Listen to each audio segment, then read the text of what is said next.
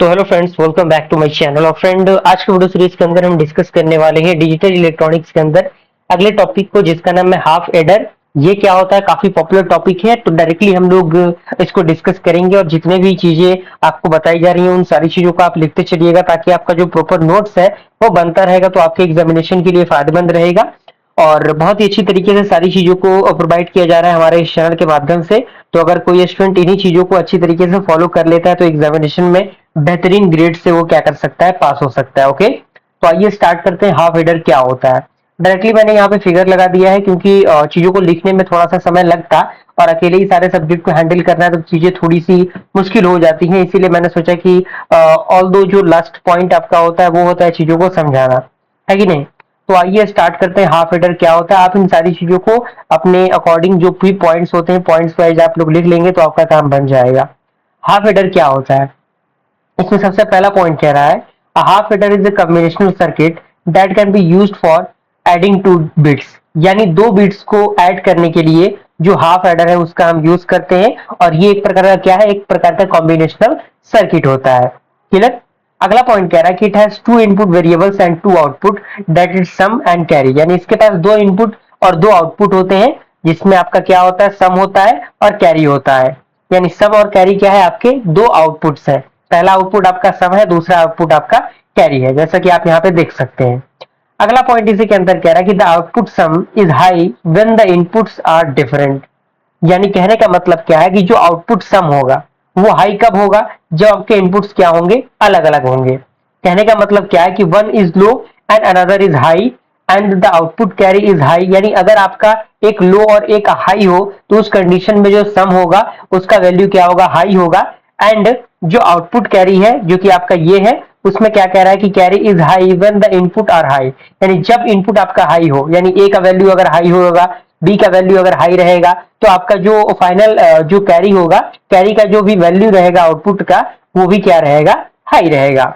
अगला पॉइंट कह रहा है कि otherwise the sum and carry will be low. यानी अगर वो सारी कंडीशंस फुलफिल नहीं होते तो सम और कैरी क्या होगा? आपका लो होगा। अगला पॉइंट कह रहा है कि the logic symbol and truth table of half adder is shown below. जैसा कि आप देख सकते हैं, जो लॉजिक सिंबल आप देख सकते हैं, ये जो दिया हुआ है, आप देख सकते हैं इनपुट ए और बी दिया जा रहा है और यहाँ से सम आउटपुट और कैरी आउटपुट आपका मिल रहा है। तो अगर हम इसके ग्राफिकल रिप्रेजेंटेशन की बात करें फिगर के द्वारा, आप किस तरीके से रिप्रेजेंटेट करेंगे अगर एग्जामिनेशन में आ गया, तो आपको इस तरह से एक फिगर बनाना पड़ेगा, फिगर के अकॉर्डिंग लिखना पड़ेगा। अब ये कौन से जो लॉजिक गेट के लिए यूज होता है, ये कौन सा लॉजिक गेट के लिए होता है, हमने पिछले वीडियो के अंदर ऑलरेडी बता रखा है। तो आप उन वीडियोस को देखिए, वहां से आपका पूरा कंसेप्ट क्लियर हो जाएगा। तो सम का जो वैल्यू होगा वो सम प्लस बी, प्लस में आपका एक सिंबल मिलेगा जो सर्कल करके रहेगा। इसको हम लोग एक और फॉर्म में लिख सकते हैं, a complement into b plus a b complement. ये आपका इक्वेशन 1 हो गया। कैरी के लिए क्या होगा? ए इंटू बी होगा। यानी अगर हम ए का वैल्यू जीरो लेंगे तो उसका कॉम्प्लीमेंट क्या हो जाएगा? 1 हो जाएगा। अगर बी का वैल्यू जीरो लेंगे तो उसका कॉम्प्लीमेंट क्या हो जाएगा? 1 हो जाएगा। ओके, 1 का 0, 0 का 1। तो यहाँ पे अगर हम ट्रूथ टेबल की बात करें तो इनपुट रहेगा, आउटपुट रहेगा। इनपुट में आपका क्या है? ए और बी इनपुट हम दे रहे हैं अकॉर्डिंग टू दिस फिगर। तो ए में आपका क्या रहेगा? 0, 0, 1, 1। बी में आपका क्या रहेगा? 0, 1, 0, 1। अगर हम सम की बात करें तो सम में आप देखिए क्या होगा। सम में यहाँ पे 0 क्यों आ रहा है? क्यों? क्योंकि यहाँ पे आप देखिए सम में आपका ए का वैल्यू 0 है, तो ए का वैल्यू 0 है, तो यहाँ पे ए का वैल्यू कितना होगा? 1 हो जाएगा। अब बी का वैल्यू कितना है? आपका 0 है, तो 1 इंटू 0 क्या होगा? 0 होगा। प्लस है तो प्लस, ए का वैल्यू कितना है? 0 है, 0 इंटू बी का वैल्यू 0 है, तो इसका कॉम्प्लीमेंट क्या हो जाएगा? 1 हो जाएगा। तो फिर से 0 मिलेगा, तो 0 प्लस 0 क्या होगा? आपका 0 होगा। इसीलिए सम आपका क्या होगा?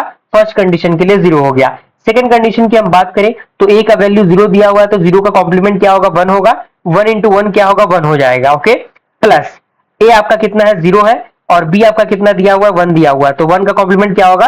0 होगा। तो 0 इंटू 0 कितना होगा? 0 होगा। तो 1 प्लस 0 हम लोग करेंगे तो कितना आएगा? 1 आएगा। इसीलिए यहाँ पे आउटपुट क्या आपको मिल रहा है? 1 मिल रहा है सम के कंडीशन में।